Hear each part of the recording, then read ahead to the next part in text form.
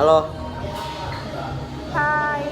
kenalin guys, ini Eca, temen gue dari SMP, SMA, sampai apa?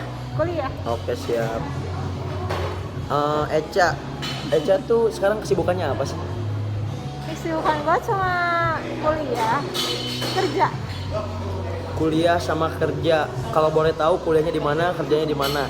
Kuliahnya Kuliahnya di mana, jurusan apa, semester berapa, kerjanya di mana, bagian apa? kuliahnya bareng AP di Telkom, jurusan Sistem Informasi. Kerjanya?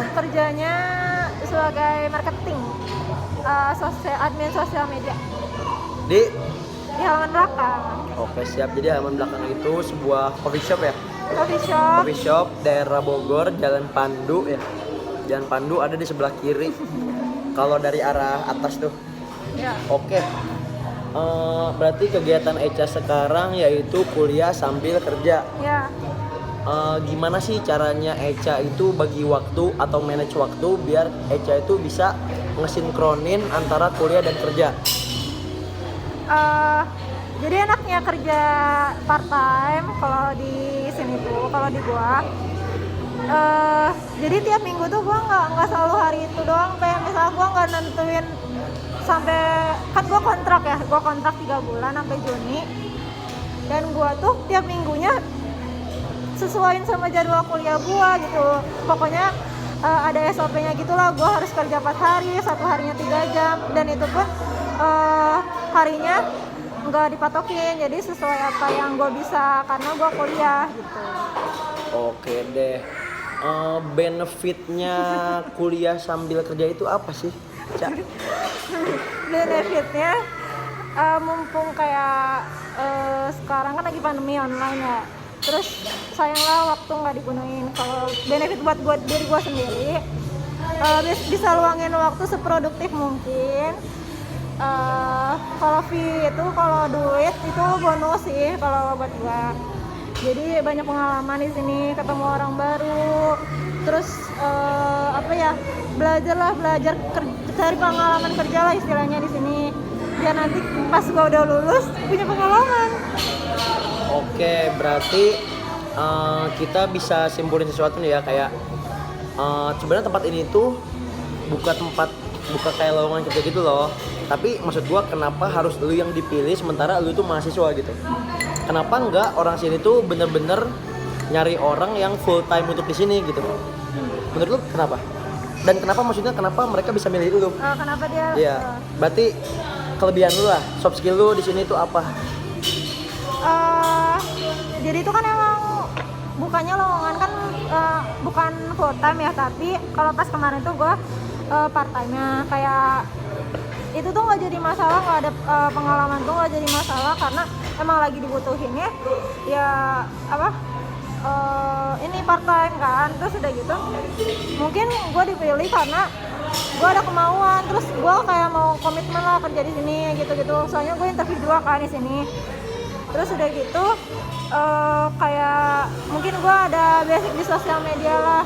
Gue emang dari dulu megang official account gitu. Terus kayak pengalaman gue juga kayak bikin caption gitulah.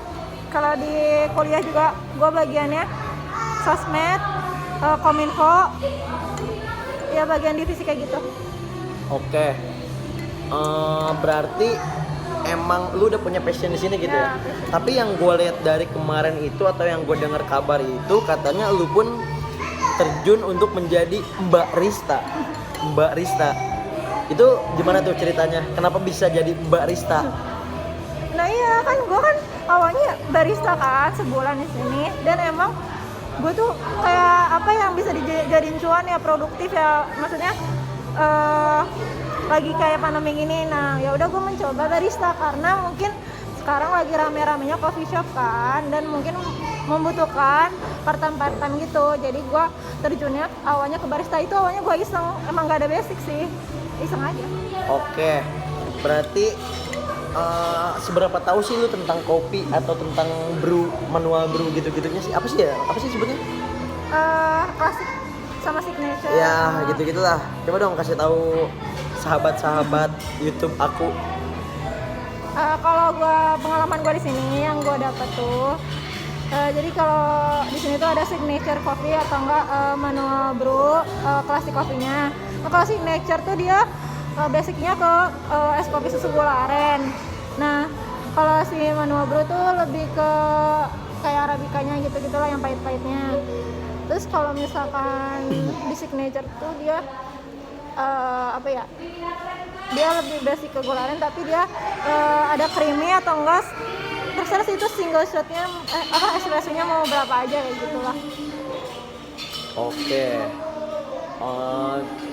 Dari menu nih ya, Dari kita bakal ngalihin ke customer, Cak. Ada kaitan juga sama menu yang tadi. Kayak customer yang datang ke sini itu kira-kira range umur berapa ke berapa? Ya kan, kayak umur berapa ke berapanya, dan ketika mereka kesini tuh apa sih yang mereka cari? Apakah tempatnya ataukah menunya? Seperti itu sih, deskripsiin aja. Setahu Eca. Kalau setahu gue kemarin jadi barista ya apa ya, bukan cuma kayak anak muda aja kesini tapi keluarga pun kesini, karena gue lihat menunya pun ada menu apa ya, di sini tuh ada makanan berat sama makanan ringan, jadi kan bukan cuma tentang kopi doang gitu. Tapi ya orang tua pun kalau nggak ngopi bisa makan juga di sini, ngemil di sini kayak gitu loh. Terus kalau anak muda tuh kebanyakan nyarinya ya es kopi susu gitu, basicnya kayak gitu. Oke, berarti lu sepakat gak sih sama gue kalau sekarang tuh kopi susu tuh udah jadi lifestyle gitu? Udah Menurut jadi lu itu teman. lifestyle apa jadi kebutuhan sih untuk pemuda sekarang ya? Oh, range umur tadi belum kejawab, range umur Umur berapa ya? Ya kebanyakan 20-an sih. 20-an. Berarti mahasiswa ya? Bisa Ya. kita bilang mahasiswa. Oke.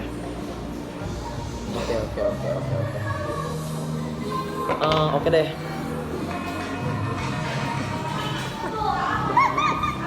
Oke deh. Kita ke pertanyaan terakhir kali ya. Sebelum lu mau pulang nih, udah nggak hujan juga. Kira-kira kalau misalnya Eca dikasih uang atau dikasih kesempatan, kira-kira ada niatan gak sih buka coffee shop di Bogor? Kalau emang ada, coba dong, gue pengen tahu konsepnya seperti apa dan kira-kira menu apa aja di dalamnya. Kalau gua punya inventaris yang bisa biayain gua buka coffee shop, gua kayak pengennya tuh apa ya, konsepnya tuh lihatnya tuh kayak kebanyakan outdoor tapi dia punya semi yang cukup luasnya juga kayak outdoor, karena kan musim hujan gak ada yang tahu ya. Jadi kalau misalkan hujan juga nggak misbar gitu, jadinya bisa di semi juga kayak gitu. Kalau menu lebih apa ya,